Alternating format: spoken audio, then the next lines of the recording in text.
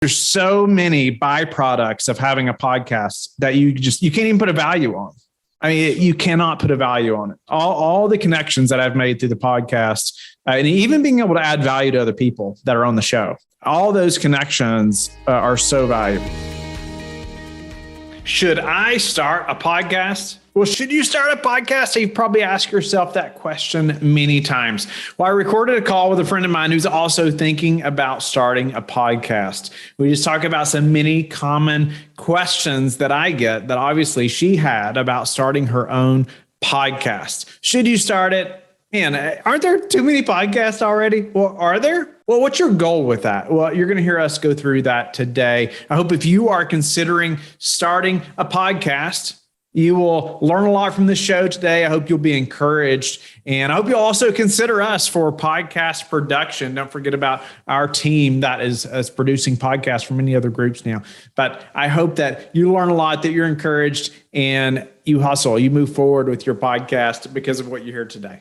Thinking of maybe starting a podcast. I don't know. I never wanted one, but the word on the street, it hasn't died down yet. So I wanted to hear an expert opinion, someone who works hard and know what it takes to do it. Well, you probably know most of the questions I would ask you, like what's your goal in doing it? What are you trying to accomplish? And I would think I probably know most of that, but still you would need to think pretty hard about that. What are you trying to accomplish? It is a myth that like, it's too late to start a podcast and all that, and because, you're collecting your own following, right? You're not, it's irrelevant that all these other podcasts were started or other people have followings. Like you have your own people, your own following, your own people that are going to connect with you that don't connect with me or Joe or Dan or, all these people that you and I both could name off. There's going to be people that you connect with that, that love you, right? And you're, the things you do or stand for and how you interview or what you talk about, or that's important to you, So it's just ultimately, if you want to get it, commit to it and make it happen, right? Obviously it's not cheap either, but I'm a testament to being worthwhile. What questions do you have specifically, or how could I help you? Does it have to be daily? No. It does not have to be daily. And I don't even know that I would suggest it. Like numerous people ask me all the time, should I do it daily? And I say, well, are you married? Do you have kids? Probably not then. Obviously, the more interviews you do, the more connections you make. No, I mean, it's simple math, right? The more interviews you do, the more content you produce, the more people you get in front of, the more networking you're able to do. So it works faster. Right? The more you can do. It's just that simple. However, you have to consider the commitment level, and not just for you, but for your team, or the commitment of the financial component of it, and your family and the time it's going to take. And is it worth doing it weekly? Of course, no doubt about it. And I just hear this all the time. It's like, well, my downloads aren't growing, or I'm not, I don't have the following, and it's just not as beneficial as I expected. And all these like metrics, which are so important. But there's so many byproducts of having a podcast that you can't even put a value on. Sure. I mean, you cannot put a value on it. All the connections that I've made through the podcast, and even being able to add value to other people that are on the show, all those connections are so valuable, right? And even to the point, like, the first year of the podcast, nobody had a clue who I was. Well, a year later, most people knew who I was when I go to an event, right? Well, the next year I'm speaking at the events, so it's like this, I can't put a measurement on that to the podcast, but that's where all that came from, or started. So that will happen, but you just have to know it's a commitment. And I think you could easily do a weekly podcast, or maybe you do a weekly interview and a weekly solo show. There's so many ways to think through that, where you could have like 2 shows a week. You could do an interview, and then you could do like even a 10-minute solo show a week, right? Or to make it like, so it's not so burdensome, but you're still getting a couple shows a week, and they're hearing you more often. If I hadn't been doing a daily show, I would have tried to have done as many solo shows as I could. But doing a daily show, like I just didn't have the capacity to add like the time it takes for me to prep content and things like that for myself. You know what I mean? To do a good quality solo show. But I think interviews are so important. Just the credibility by association and the connection, the networking that you get through that, right? The 10 minutes or 15 minutes that you're not recording after the show is the most important time. right? I mean, that's the most important time for you to connect with that person. But the solo shows allow you to be in the spotlight more as well, right? With your following. But it also, there's so many byproducts of that because, as you develop, let's say, this investor relations team or people or whatever, it's like, man, your investors have questions. Well, they can just go find this podcast that Alina did, and solo the better, right? It send to that investor. Right. Well, listen to this 10-minute episode Alina did about this topic. And then it's still you, being that expert and you gaining the credibility and all those things, from your investor base. And so over time, I think solo shows are valuable, but man, interviews are probably just as valuable. I just, like I said, doing a daily show, did not have the bandwidth to also do, just the planning involved to do that many quality solo shows anyway. Are you about to start a podcast or producing a podcast and tired of doing the editing yourself? We have produced over 1,000 daily shows, and the production team that I've created, they're now available to produce shows for you as well. We can do as little or as much as you need, from finding and communicating with guests, preparing introductions, to editing the audio and video. You will sound better, have a more professional presence, and be able to spend your time doing other valuable tasks on your business. Let me know you're interested by emailing me directly at whitney@lifebridgecapital.com.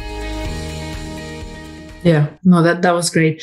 And you've partially answered this question, but what would you do differently if you were to start today? Like I said, you've started answering and I took notes. If I had to start over again, I would have done probably longer shows, except they would have been much more focused and segmented. And so I could have still done daily content, but they would have been much more focused. They would have been much deeper conversations. We would have been better prepared. And even more importantly, we could have had better guests. Consistently, we could have been more selective. So when I'm interviewing 30 people a month, I can only be so selective about who my guests are. Right. And listeners, while they still listen, you can only have so many guests that are subpar before it's like, I'm going to go listen to somebody else. But doing a daily show, you have to air it almost. I mean, I've had a number of shows, a few, not many though, that we haven't aired, but if I had been doing less shows, there's many shows I would not have aired. So I would have had deeper conversations. I would have segmented those conversations. Right. So it's like when you and I get on together to have an interview, you already know, hey, we're going to talk about these 3 topics that I know you're an expert in. And we're going to spend like this 10 or 15 minutes just talking about that. And we're going to go in deeper about that thing.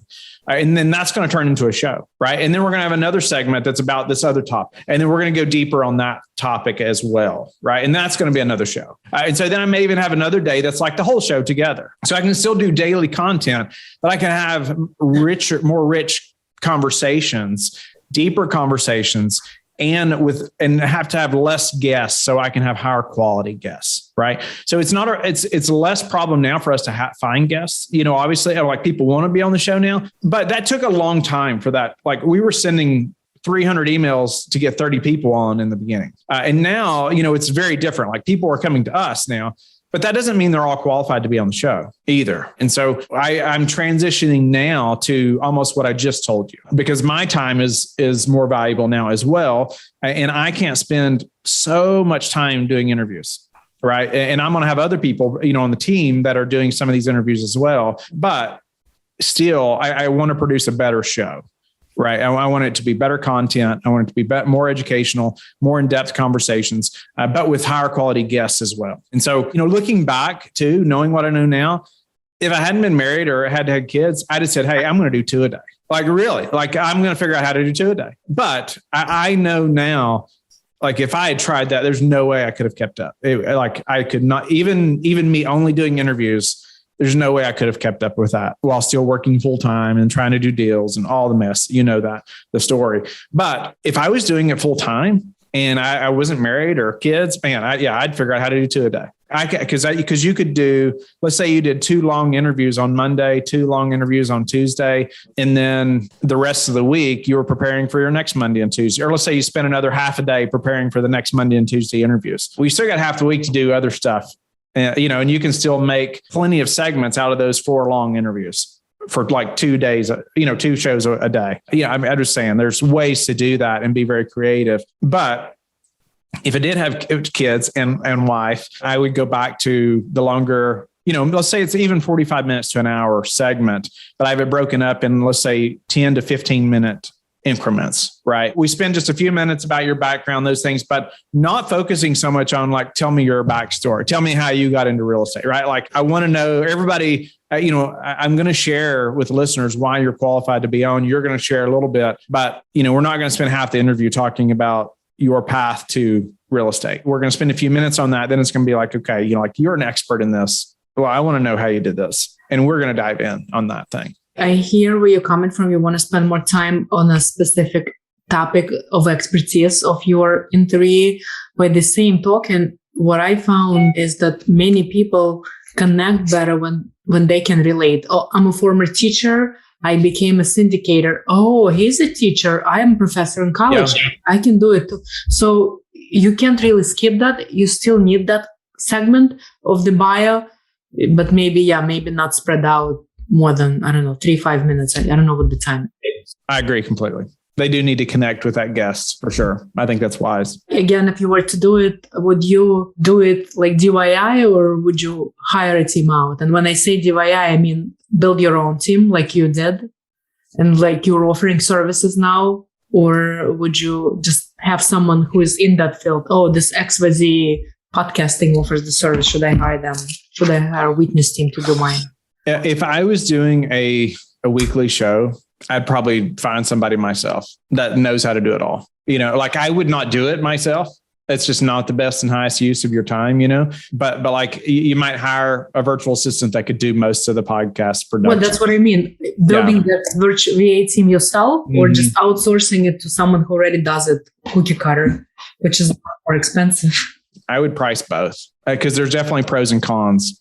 To both. With somebody that's in-house, like if you hire somebody personally, like you don't use a production company, you're going to be able to make changes faster, just like property management almost, right? I mean, it's the same thing. You're going to be able to make changes faster. When you're the manager, you can make changes faster. You can put things in motion faster. You can try different things and see how they, like you can do those things and mess around a little bit. Maybe it takes your person 30 more minutes. Well, okay, you're paying them however much an hour. Well, okay. Like you're making that decision really quickly as opposed to, going through a production company that's going to be more cookie cutter. Like we're going to try to make, like our team's going to try to do the show exactly how you want. You want to make changes. They're going to try to do it, but it's still going to happen faster if you're talking directly to that individual that's doing all your production, like working for you. But that's potentially going to be more expensive. I don't know. I think you're going to benefit either way by having a podcast, whether, you go either of those routes, as long as you are not editing the audio and video, yourself. I have no interest in doing that. Got it.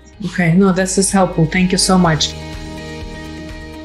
Thank you for being a loyal listener of the show. Please subscribe and share it with your friends. We want to help you become the passive investor you've always wanted to become, but also the operator you've always wanted to become. We want to be the #1 resource for your real estate investing journey. But go to lifebridgecapital.com where you can start investing in real estate today.